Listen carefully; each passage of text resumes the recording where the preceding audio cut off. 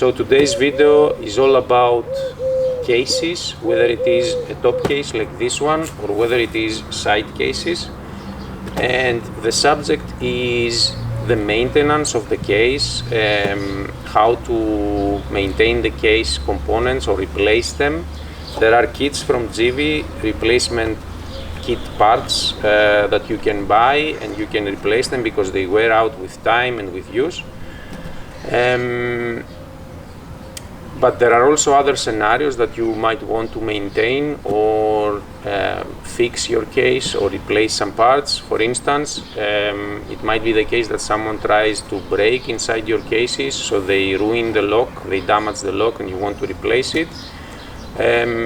Or it might simply be the case that you have also the side cases and the top case and you don't want to carry one separate key per case, but you just want to have one key that opens all of them. And so Givi provides a kit, a set of 3 locks that open with the same key. So you don't have to carry 3 keys, you just carry one. And so today's video is all about that. I'm Dr. Vestrom and this is Givi Case Maintenance 101.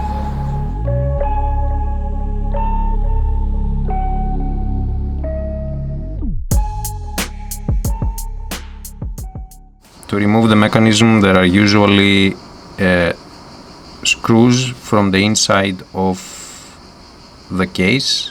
In my case and for this particular model, there are 4 screws, 2 on the top and 2 on the bottom. Take your Phillips screwdriver and untighten them.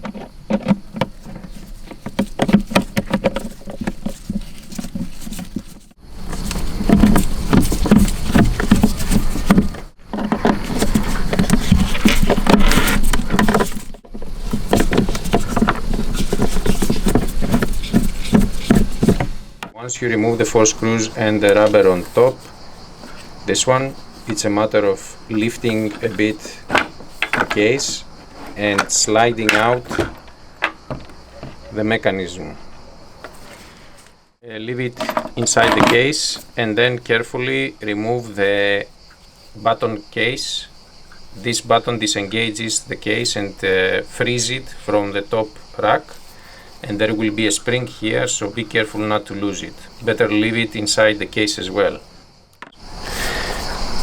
First step is to turn this key, turn the key so that it is vertical, and you want this part, this edge, to be also in this position, so vertical as well.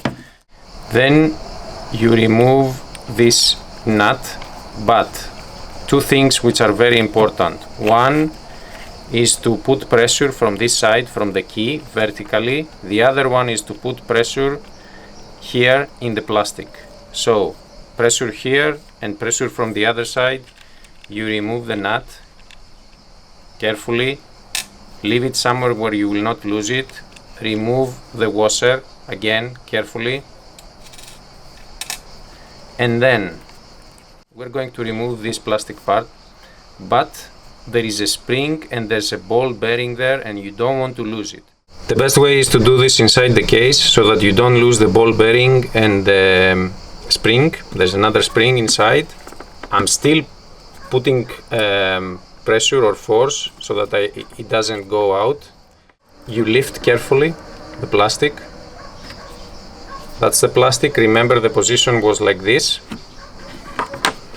And here you can see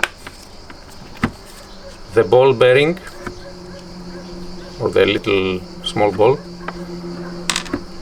and here is the spring.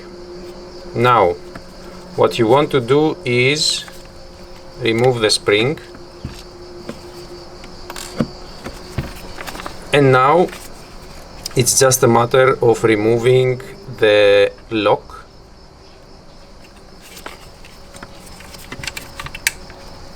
which is this one, and the plastic part. Again, push it a bit and slide it out, and you will see that here there is this edge which slides inside this part here, so it goes like this. So once you take your replacement parts of whether it is the lock or whether it is whichever part is faulty or by use and by time it has it's not working correctly, it has some damage and so on, or if someone tried to steal it, or even if you want to have the same key for your top case and for your side cases, you can get 3 locks like this and replace them so that you only have 1 key for the top case and the side cases, and you can do this from GV. So let's show how you put things together again. So the first thing is we put this part inside. As you remember, this edge has to match this groove over here. You push it inside, that's it. Then when you put the key, the trick is the following. The key, you can see here that there is this code of the key and there's also this code over here. So there's the code in the lock and the code on the key. And the key has to be vertically positioned when you insert it inside, so like this. This is the way to insert the key in the lock and the lock together. So once you put it inside, you put pressure, again you push from this side. Make sure that the key again is vertical, so it's not turning. If you remember this part, this edge is on the top, but before that, what you need to do is to place the spring inside this area. Then take the ball, the small ball, like this. Then carefully you place this. This has got a square area over here which matches the square area of this metal part. This is on the top. You insert it carefully. You put pressure with the 2 fingers and from the other side from the key.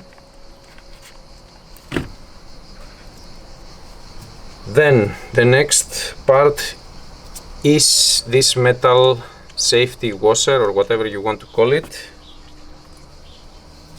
and this nut. If you want to make sure that it doesn't come loose, you can even put some thread lock, just a bit, let's say, inside, and then tighten it.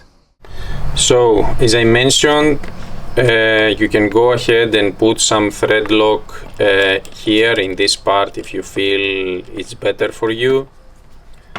Then you will take the nut. Don't forget to push always, otherwise you will lose the ball bearing which is here. So this one is vertical like this, the ball bearing is inside. I'm exerting force from this side and from the other side from the key. If you wish, you put also thread lock, then you tighten the nut holding this together. The size is 10 in my case at least.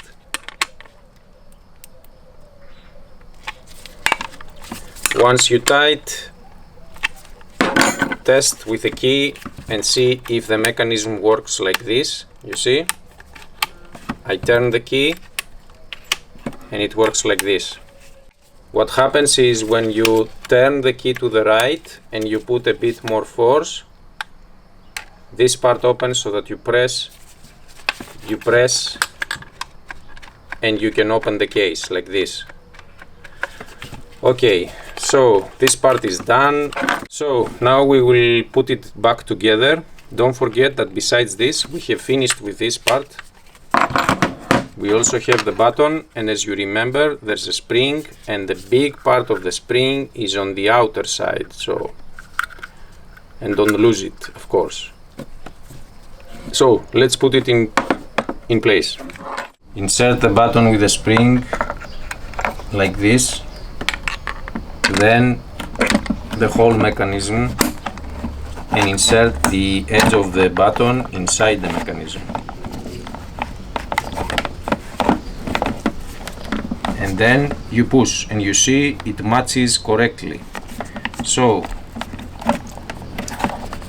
insert the rubber from the top.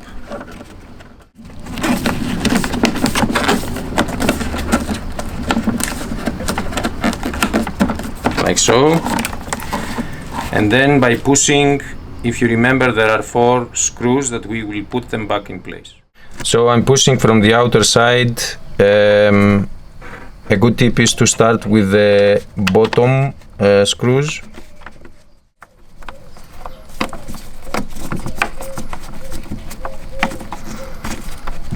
But don't tighten them completely. And then continue with the top ones, and again, do not tighten them all the way inside. Make sure you tighten each one of the 4 screws, but don't overdo it.